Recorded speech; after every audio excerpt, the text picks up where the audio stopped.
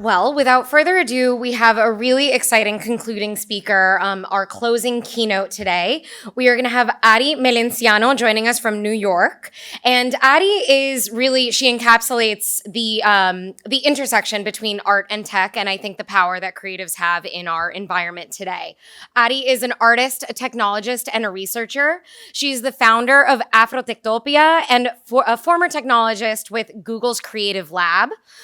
She teaches and has taught at NYU, the Pratt Institute, and Hunter College, and has held exceptionally esteemed residencies in New York City and beyond. You have MIT Media Lab's Space Exploration Initiative, Pioneer Works, and I-Beam. And she's also been supported and has supported a variety of institutions, including the NEA, which is the National Endowment for the Arts, Sundance, the New York Times, the Studio Museum of Harlem, MoMA, and the Ford Foundation. So I'm going to leave it to Adi. She's going to be our really amazing closing session, and we're excited to hear what she has to share.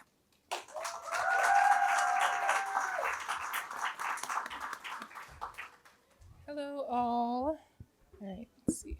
How do you?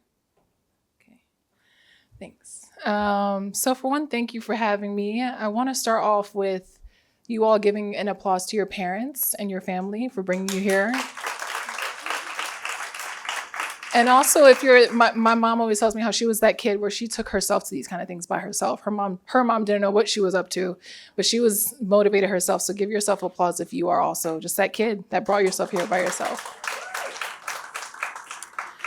So what I'm going to talk, and also applause to Romina and Lauda and everyone else that has made this possible. So for me, I want to talk a bit about how art is curiosity. I know this is art and tech, but art for me is everything. And so this is me as a baby. And I feel like this is a kind of a prophetic image because I don't think my mom knew that I wanted to be an artist when I had this image taken, but art just became everything, the root of my life. So what I've done in the first half, I have a lot of slides. So if I talk fast, I'm sorry. If I say anything that's unfamiliar, raise your hand, I'll define it. But this can be very informal. We'll just go through this together. So what I'm going to try and do in the beginning is give this roadmap of life, of how I've moved through the world and putting art and tech together. But for when I was born here, I didn't stay here for very long, but born here in Miami.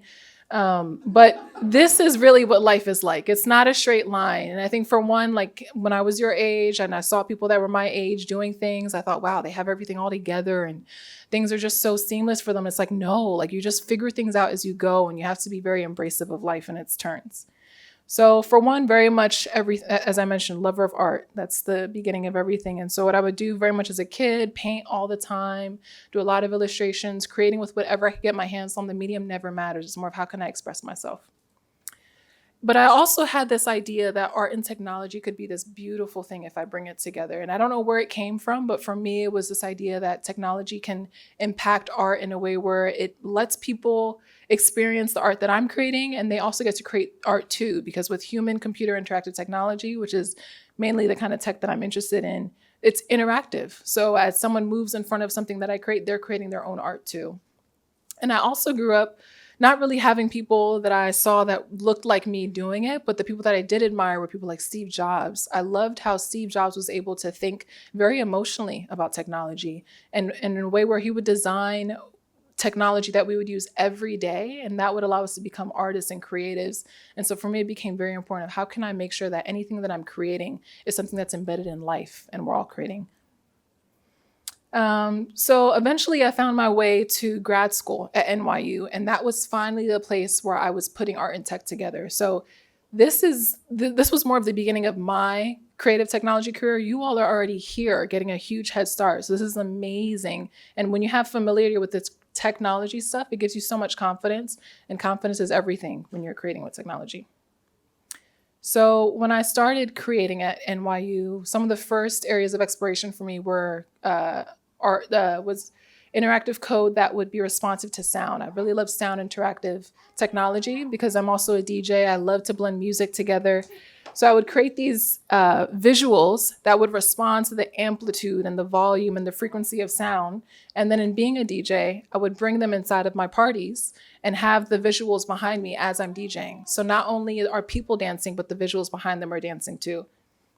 And so this is like what you'll see is really just I'm curious in these different areas, and how can I bring in the skills that I'm learning to uplift the areas that I'm interested in. I'm also interested in photography, or have been. In high school, I'll do all these elaborate photo shoots with my friends every day after school. Facebook was huge at the time, so everyone was a model on Facebook, and I just love the possibility of capturing life and moments and holding them forever. But I also loved the design of cameras, and I felt like with film photography especially, there's such an attention to the way that they're designed, and then that really elevates the experience. So I collected a lot of film cameras. And I thought a lot about how could I create my own camera? And it was interesting because in the panel that I was in earlier today, someone said, what was the worst advice that you'd ever been given? And it was similar to what a fellow panelist said of someone told me when I said I really want to build my own camera, they said, oh, go ahead and find someone that can help you build that. And I tried to do that. And I watched this guy tinker with it and really just learn on the go and really not know what he was doing. But I had no idea what I was doing. So I had no confidence to do it at all. And I'm just watching him do it. But eventually, when I got to NYU, I had the foundational skills to create my own camera. And so what I started off doing was, if I know how to create my own camera, well, what kind of camera do I want to create? And when you have the foundational skills to do something, you can start thinking much more outside the box. Cameras traditionally have this rectangular shape. But what if I don't want to have a rectangular shape? I want to think about a different kind of shape around it. And also thinking about how cameras are often worn on your body.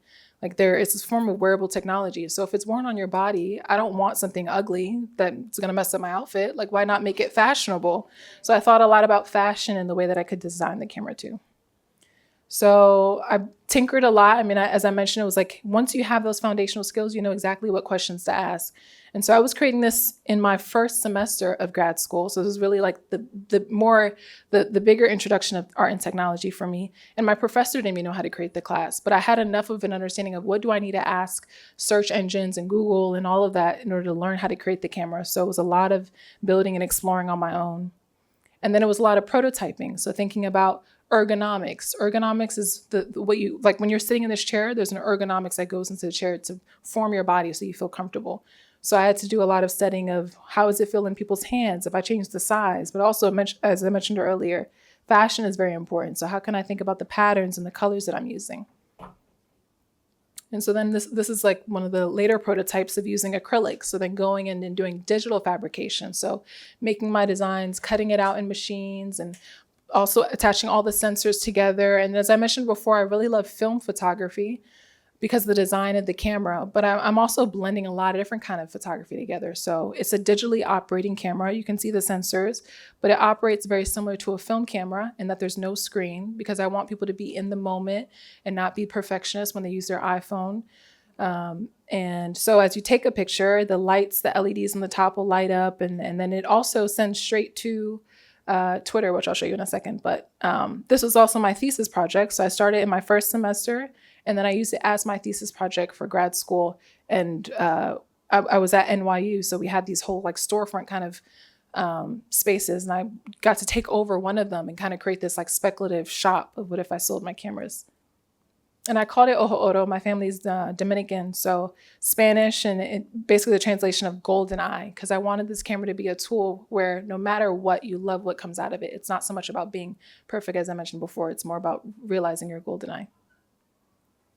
And so these are the photos that it would take, and it would send it straight to Twitter. So it's also a Twitter bot, but it would apply these like vintage kind of film aesthetics randomly onto the filter, onto the image, very much like a photograph that would come out of film cameras. And so when that happened, that was just a huge moment for me, because up until then, it was very much, okay, I always need somebody else to help me do things. I don't know how to do this, and all these roadblocks. But for me, this was the moment where I realized, oh, I can do anything. And when you have that moment, and for me, it was that excitement of I love photography, I love art, I want to just create something where other people can do something like that too. So that was the driver for me. It wasn't the tech. Like I struggled in my first semester. Everything was going over my head. I did not understand what did it mean to put a resistor together with this button. Like, what is that? But once I had that end goal of something that was really exciting to me, which is basically what project learning is. When you go into classes and your teacher gives you this project as opposed to learning all these like basic skills, it makes it easier to get there. So this moment of I can do anything was monumental to me in my career and my confidence.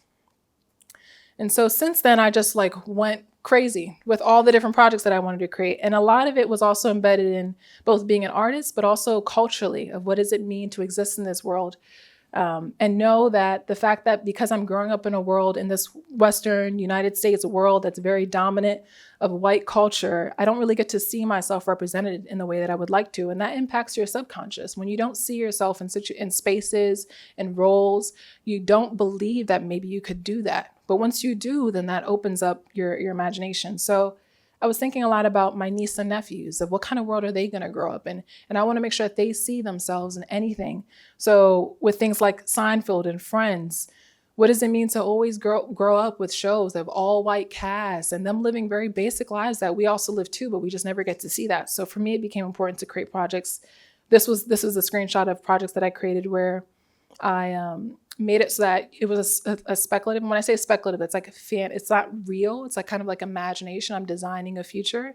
And so this was where if you watch any show, a speculative Chrome extension. So Chrome extensions are when you can download an app on your Chrome browser. So if you watch a show on Netflix, then it would exchange the show of the characters and replace it with people from your family. So you can see people that look like you. So this is my nephew, and I grabbed his face and then used this algorithm to be able to map his face, my nephew's face, and other people in my family's face onto the shows that people are watching. Another project, and I'm just gonna like throw out a bunch of like, remember I'm telling you, like this is like what I can do anything. Like, and I'm just gonna create whatever I want. So this one, I love pop culture. I love rap music. So I would grab in top artists from music, top lyrics from top artists, and use their lyrics to then create a poem. So you could click on Rihanna and then Jay-Z and then Kendrick, and then it would grab one of their lyrics and it would create a poem. Or this was, as I mentioned, I really love music. So I created my own instruments. And this is a lot of like digital fabrication. We call this physical computing. So it's blending different sensors together to build tools. So I was putting different arcade buttons together with different potentiometers. And potentiometers are things where when you have like a stereo or a radio, when you turn the dial, that's a potentiometer that's controlling it. And so I would blend all those sensors together, but then also as I love design, I would make it something that looks really cool. And then I ended up performing with it. This was a course that was called New Interfaces for Musical Expression. So I would design my own instruments. I would design the music that would go inside the instruments because it's electronic instruments. And then I would design the whole environment. I designed my own costume. And this was like, how can I design everything, as many things as possible as a music artist? This was a project I did through the Processing Foundation. So a few of you have used processing. I see the portraits, that's P5 and processing. So the Processing Foundation gave me a grant to build on work that I had already been doing. I was thinking a lot about data visualizations. Do any of you know what data visualizations are?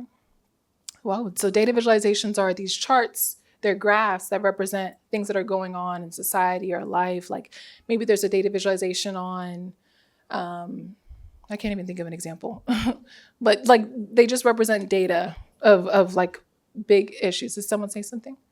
No. So for me, data visualizations, they represent like, they can often represent very difficult things in life. Like this could represent the incarceration system and how oppressive it is, or how like racist it is. It often targets certain groups of people, or it could represent world hunger and how certain parts of the world just don't have as much access to fresh foods.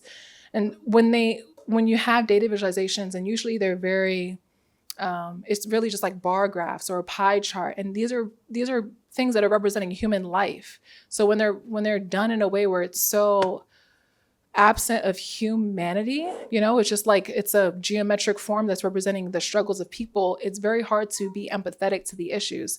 So for me, it was important to create ways where I could show, no, these are the faces of people that are being impacted. Like I created one on Long Island arrest for possession of marijuana, and how it's a huge difference between white people and Black people that are getting arrested for marijuana possession. And why is that? And also seeing the face of the people that are getting arrested, so you feel a bit more empathetic. This is life that it's representing. Other ones that I do are, this was a project where I went to the beauty supply store and just grabbed a whole bunch of different artifacts that I grew up around, like do-rags and bamboo earrings and hair rollers. And then I would infuse technology into them. So I would add these different sensors where when you touch them, they turn it into instruments. So now there's music embedded inside the artifacts. And for me, I was exploring a lot of different things. For one, as you know, I love sound design, but also culturally, there are a lot of stigmas to artifacts of different cultures when they're worn on bodies of that own culture. Like if you see a Black person walking down the street with a do-rag, you're going to think something very differently of them than you would see. Maybe if it became a cool thing in pop culture, now white guys are wearing do-rags, like now it's something different. So for me, what's really important to me is recontextualizing cultural artifacts and removing it from the stigmas that are placed onto it because of things like racism. Like this is something that I have a lot of admiration for. And so I want to hold that for other people to be able to see the admiration that I have for it too. So in doing all these projects, and then I would share it online, it became important to me that other people also realize that they can do this stuff too, that this isn't just me being some anomaly. This is something that we can all do if we find that avenue that makes us excited to express ourselves. So it became really important to me to make sure that other people have the access that I'm getting. Going to a school that is very expensive and very hard to get into, YouTube exists, and that's where people can go and learn other things. So I used YouTube to give a lot of different tutorials on the things that I'm learning. How can I make sure that people can access this stuff for free? And also, how can people make sure that they're seeing someone that looks like them do this, and so they're inspired in that way too?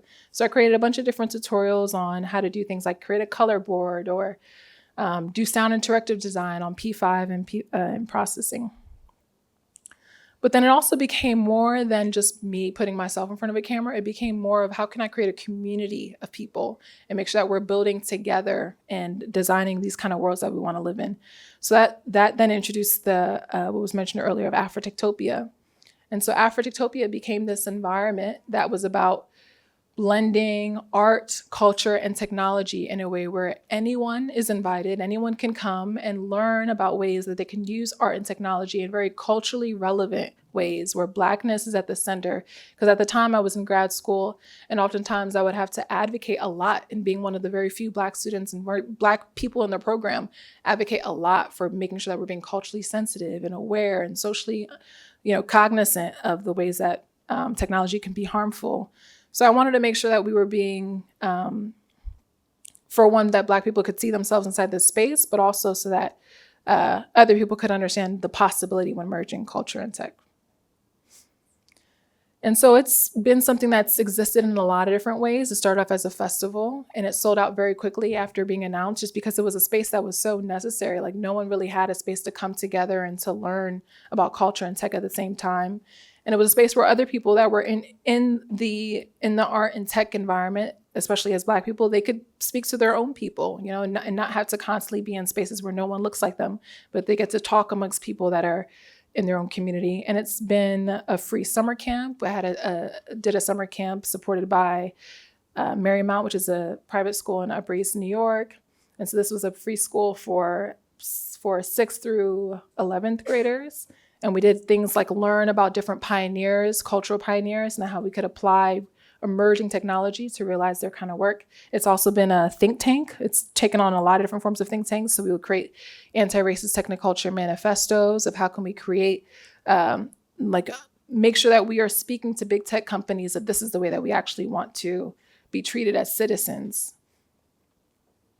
It's been a school where brilliant people from all over the country come and share their skills in ways that are unseen, like blending things like one of the classes is on understanding and performing your avatar, sort of creating digital versions of yourself, or 3D designing things, or understanding policy and how that might be integrated into technology. And so all these things are happening, getting a lot of notoriety around the work that I'm building, and being a professor at NYU and a technologist at Google and researching at MIT. And it's like a lot of busyness, a lot of just excitement, but it's also just juggling a lot of things. For me, it became really important to take a step back, understand what am I doing and where am I investing my energy, and being a lot more intentional. And honest with myself. Just because you can do something, for me, I realized I can build these communities, I can teach these courses, but what's actually best serving what I need in this moment, and not doing just everything that I possibly can just because the skills are there. And so that's been an ongoing journey of figuring that out. And so for me, it's taking a step back and looking at everything, really trying to be as intentional with everything that I've created. So with Aphrodictopia, when you create an environment like that and it's gotten the attention that it has, people expect it to scale and to reach thousands of people. And for me, intimacy is really important. I'm also a very introverted person, so I really like small groups of people. I like to have one-on-one conversations. And as a community builder, when you're creating a community that a lot of people want to be a part of, sometimes you can kind of feel the pressure to scale. And for me, I actually did the opposite. And so instead of continuing the festivals, I just gathered a few different artists together and we created this thing called Black Metal, which is a book that's exploring space life through this cultural lens. And so these are some examples of the pages. So for me, I love plants. And love like speculative botany, like botany is plants and flora. So what I did was I 3D rendered my own speculative plants, like imagining going off into outer space. What does that mean? And then designing plants that could exist in this outer space. And then, as I mentioned earlier in the panel, pseudoscience. So doing a form of pseudoscience, and pseudoscience is when you are building off of scientific frameworks, but it's not rooted in the actual ways that we think about science. Like it's not the laws of science that we currently know about. And so that's what I was doing with these plants, of imagining, well, what does it mean for this plant to exist? How might it interact with our body? And creating these sort of diagrams around it. And then we also had other artists. So this is Jeremy's work. Jeremy Kamal is a trained architect and designer. And so what he did was he thought about the spacesuit. Like, how does that interact with our body, especially thinking culturally? How might it be a form of communication and nonverbal communication? So creating these sort of like facial artifacts that would communicate ideas. Corday is also a trained architect. Both of them are great designers. And Corday was thinking about creating a sort of cinematic experience around this idea that we've been building on called Black Metal. And so he created a lot of these images and told the story of what Black metal is. And then Jordan, she is a person that's very interested in shedding and being very intentional about your energy and releasing these ideas of what we know on Earth, and this being a tool of us thinking about space travel, not so much in a traditional way of getting from planet A to planet B, but more of how can we do this interpersonal work as we're traveling. So it's really like we're both imagining new worlds, but we're also reimagining the worlds that are within us and how we're navigating them. So now I'm in a space where I'm returning to my roots. Like, who am I as an artist? Of exploring all these different ways of being creative and finding a lot of places that are supporting this kind of work. But what does it mean when I kind of quiet that noise and not constantly move in the direction of speed and career just for sake of career, but more of just slowness and intentional of what does it mean? What am I creating and studying my own art practice? And so what I actually started to do was realize I had this sort of philosophy that is pretty much how I operate as an artist. And so I put that philosophy into words. And what I've been doing is sharing it to students. Usually I talk a lot more to university students and I present this kind of work. And so I presented this to my Parsons students a few weeks ago. And so what it is, it's called Ants, Bees, and Trees. And this can be applicable to all of us. Like we're all a form of ants, bees, or trees. And so ants are, and these are definitions of ants from this book that I have called, it looks at symbols around the world and the spirituality elements in relation to those symbols. So ants, it says, since antiquity, artists have chosen ants to convey the virtue of industry at physical, psychological, and spiritual levels. So ants are basically just like these little beings, and they do a lot of micro tasks, small tasks, right? We're all ants. All of us in this room are kind of ant. And we exist in our own communities. So ants kind of create their own communities. Like this is a Miami community, or this is an art code community. And so for me, that's what ants symbolize. It's like the labor, the small labor that makes a bigger picture, or the communities that are made of a lot of small beings. And then there are the bees. So bees are very much of cross-pollination. To create a pound of honey, bees have to make 25,000 trips between flower and the hive. And so that's a lot of blending of different things to create something else. It's an alchemy. And alchemy is when you turn one thing into something else, that transformation. And so I see humans as bees. All of us are bees. We're in this room together. We're seeing how each other thinks and talks, and that then impacts the way that we think and talk. And as an artist, that's really what you're doing. You're studying different artists, and you're grabbing what you like about that artist, and then you're putting it into something else that you've created. It's all just like an alchemy. And then there are the trees. So you move from being ants that are creating these small things to then branching out of that community, and you're blending things together, and then you turn it into a tree, which is a symbol of life. It lives forever. It's where other things exist inside of. And trees can be taken in the form of art. So a sculpture piece in the middle of, when you see public sculptures, that's a form of a tree. It's a manifestation. It's turned this, someone had an idea that initially was just an idea, and now it lives as a tree. And so this, what I found is students really enjoy having this kind of framework of understanding the artistic process of you just start off with something small and eventually becomes something really big by just being really aware of your surroundings and people. And I'm sorry if I skip because some of this is applicable and some of it's not. So what I've done is now I've used this framework that I'm realizing is something that's existed in my practice this whole time, and going back into the works that I've created. And what I do is I show students, these are the works that I've created, and this is how the ant, bees, and trees philosophy is embedded in that the work. So this is me painting on top of on my roof. I have a roof in Brooklyn. I live in Brooklyn. And so what I was doing was, this is called recontextualizing labor for artistic imaginings. And generally what that means is, for example, my grandma, her whole life, she didn't go to school beyond 3rd grade. And she spent all of her adult life cleaning bathrooms in New York. And that's how she made a living to support her family.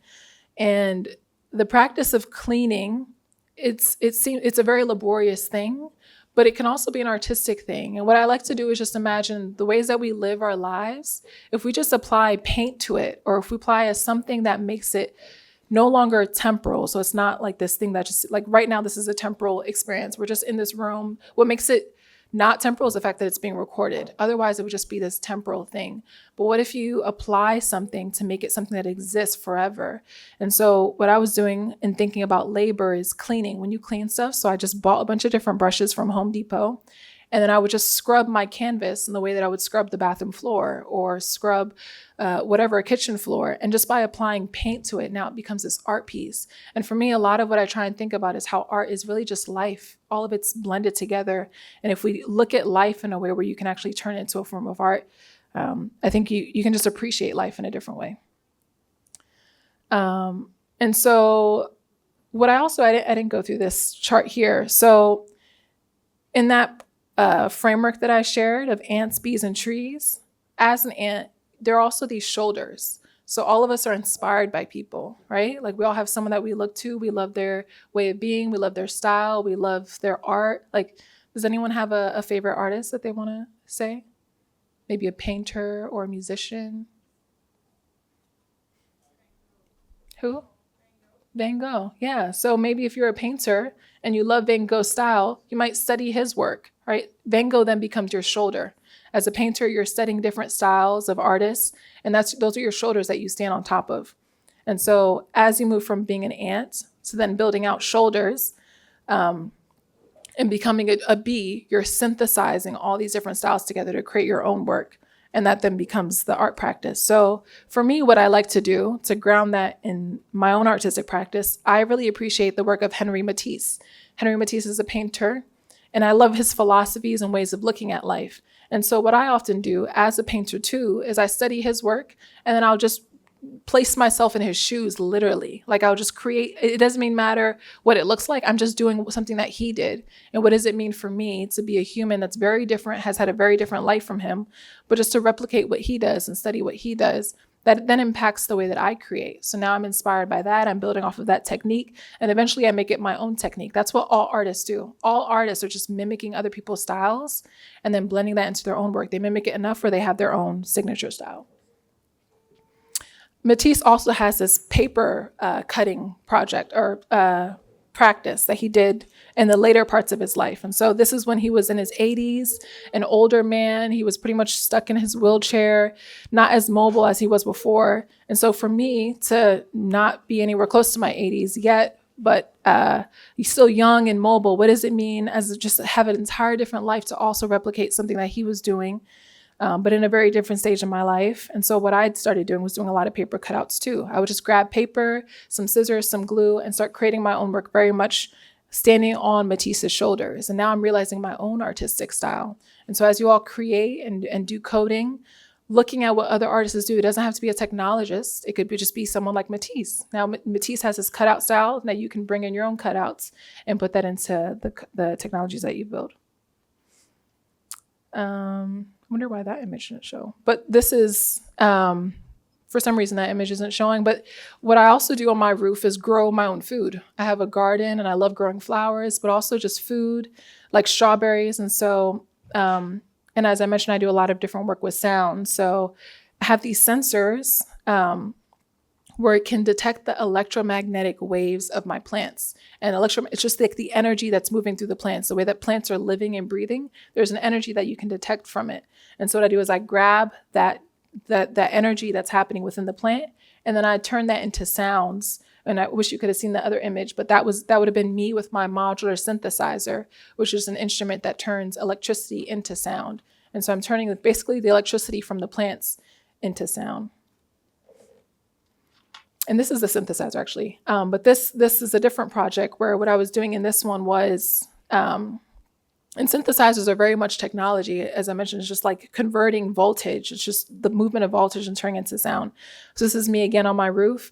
And what I did with this one was, it's called Sono de Bedwabi Sabi. I live in Bed-Stuy, which is part of Brooklyn. And Wabi Sabi is this very Zen philosophy of embracing the flaws of life. And so what I did in this video was I was asked by this school in California to just do this sound piece. And so I just turned on my camera. I brought up my modular synthesizer to my roof. I hadn't touched it in a few months, so I forgot a little bit of how it worked. But it didn't matter because it was about embracing that whole process. And so I'm recording the whole thing from placing all like you have to put the patch cables inside the machine to get the sound going. So it's really not about trying to create this perfect sound, but it's more of showing the whole process of getting there, like discovering the sound along with people following me. So I turn the camera on and I just patch the cables in. And sometimes it sounds really awful. And sometimes someone on the street might be honking their horn or they're upset, but it's okay because it's all coming together and creating this experience. And it's very much about just like embracing everything and turning all of that into art. This was called the Electricology of Sound Travel or Sound. So this art company in Greece asked me to make a project in 72 hours. And so what I did here was I had already been thinking a lot. This was in the time of when COVID was really a bigger thing in 2020. And so this was a time where the earth was breathing a lot better. We weren't commuting as much. We weren't driving around as much. So climate data was very different. And so what I would do is I would study the climate data from big cities and turn them use my modular synthesizer to turn that climate data into sound. And this is another form of data visualization where it's not so much about creating this grid, like this traditional kind of poster that represents data by geometry and mathematical kind of aesthetics, but it's more of using sound to represent data and finding different worlds, entirely different worlds, and kind of finding the possibility between them. This again is not showing the image, but this was an environment that I designed that, I'll just skip this because the image is really important. This one, and again, like so I'm showing you different ways that I'm as an ant, as a bee, and as a tree. And so the tree is this DJ mix. As I mentioned, I love sound, so I do a lot of DJing mixes. And one thing that I love to do as a bee existing in this world is when I travel, I go to the different record shops in that city. And just grab as many records as I can to study the sounds of that city. Like what is the culture like sonically? And then I create these mixes and I upload them online and people just get to enjoy all the ways that drum patterns and African drum patterns exist in different parts of the world.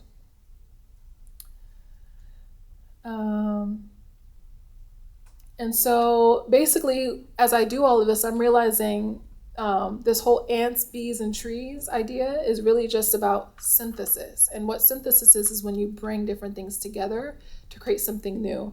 And we're in the age of AI that's exploding like crazy. There's a lot of talk around this idea of generative AI. And so generative AI is very much, you can use language to then create something entirely different. And what people are struggling with this, the AI is, it's hard to recognize people's style, because it's the ability to create something. It's moving past a level of skill that we're used to. But I think it's important to kind of take a step back, and I'll ground what I just said in some later slides, but it's important to realize that everything that you create, it's being synthesized through you. So that's why I mentioned things like shoulders. Just because you admire someone doesn't mean that your stuff is going to look exactly like them, but you can stand on their shoulders and you can use that within your art practice. And so when you look at the world and you find things that you like and you blend that into your art practice, it's synthesizing through you. You have your own way of being, you have your own culture, you have your own style.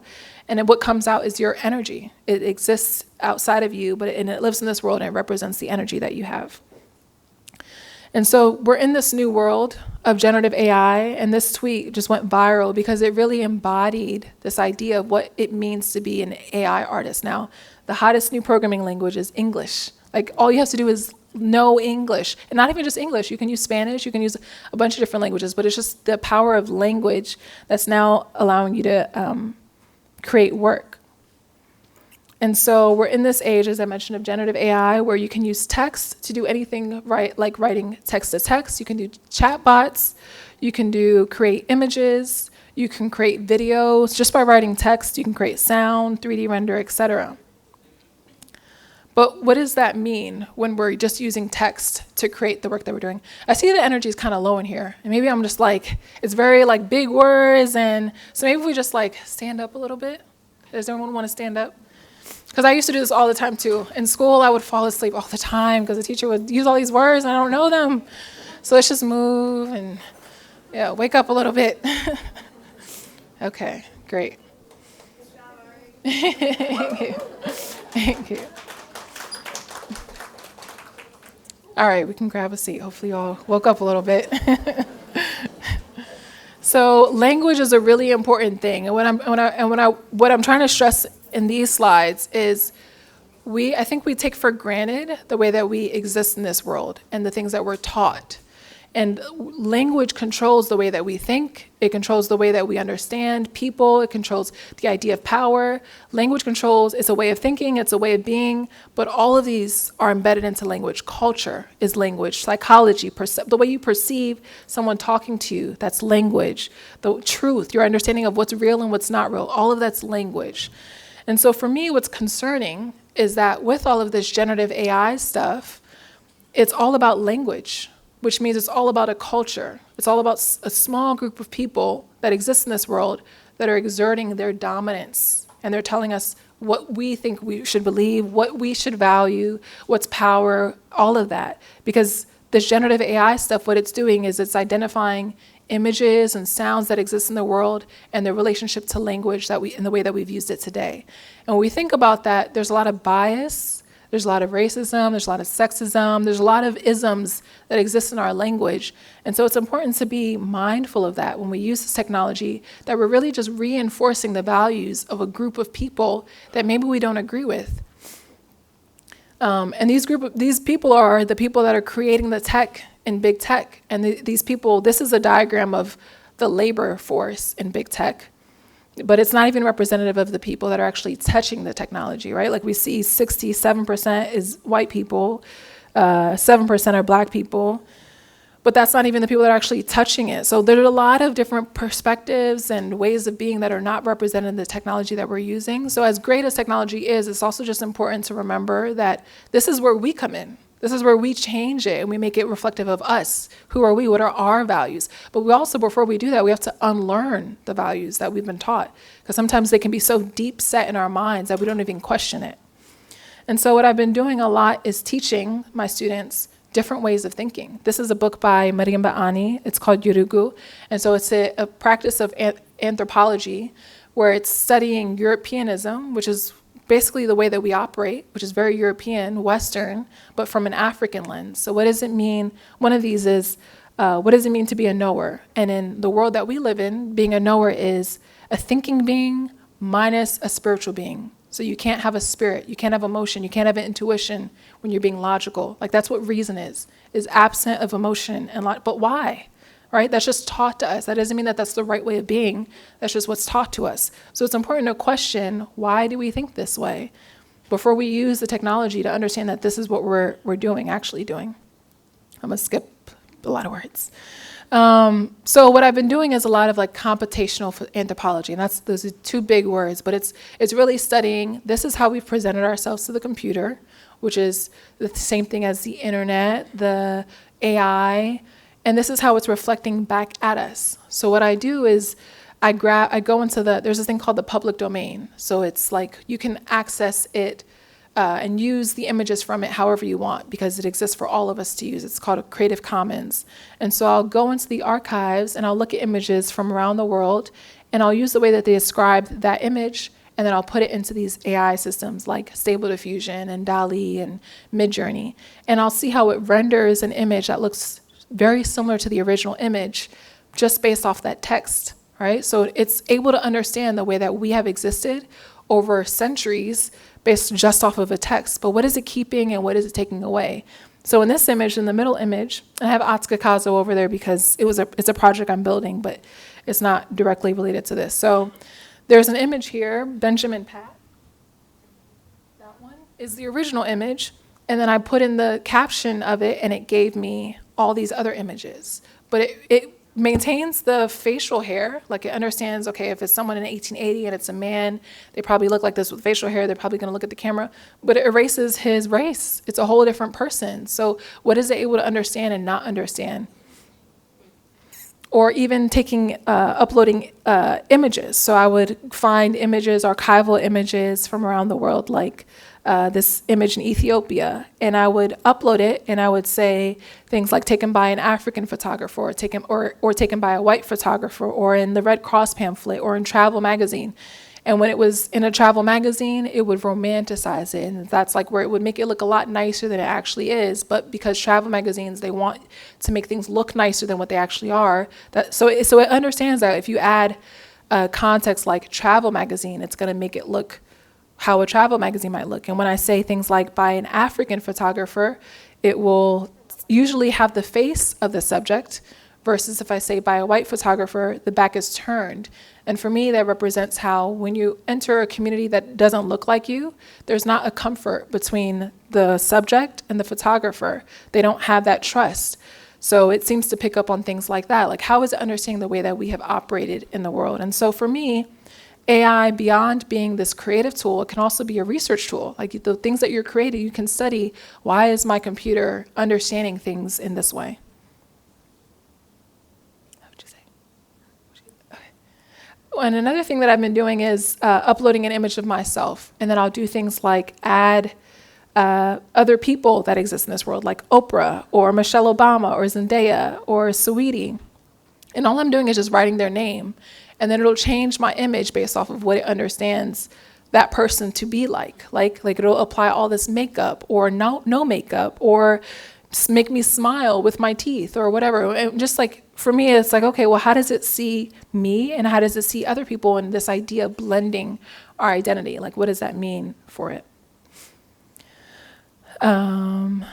And I've also just been having fun and living this artificial life. Like with this generative AI stuff, I can create my own models. And now I'm a supermodel that lives in Egypt, taking photos by the pyramids and shipping champagne on the yacht, like a whole other life. And I actually turned my whole social media presence into just these images. Like I turned myself into an AI influencer.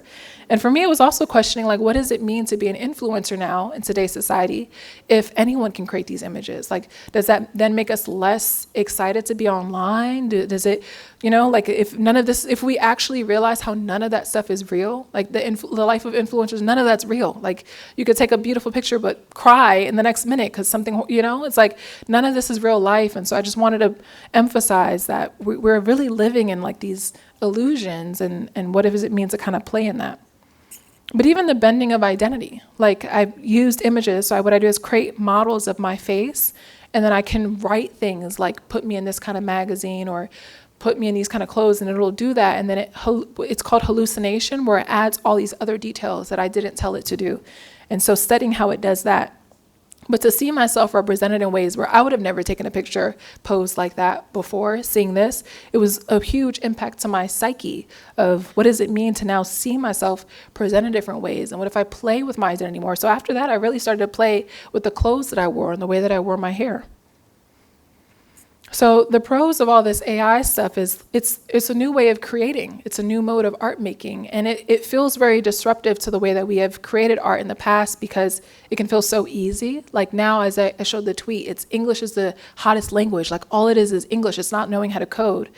And it's for some people that can make them feel very threatened because it makes it too easy. But it's also important to understand that with music, the advancements of music, we went from not having anything recorded to now having beat machines that, and this is way before you guys' time, so you don't even understand this, but we used to have beat machines that can record samples of people's music, and now they're building beats on top of that. And that was very disruptive at the time, So art is constantly building and advancing, and it makes people uncomfortable, but it's the people that don't let the discomfort stop them that get to find all these new and exciting possibilities.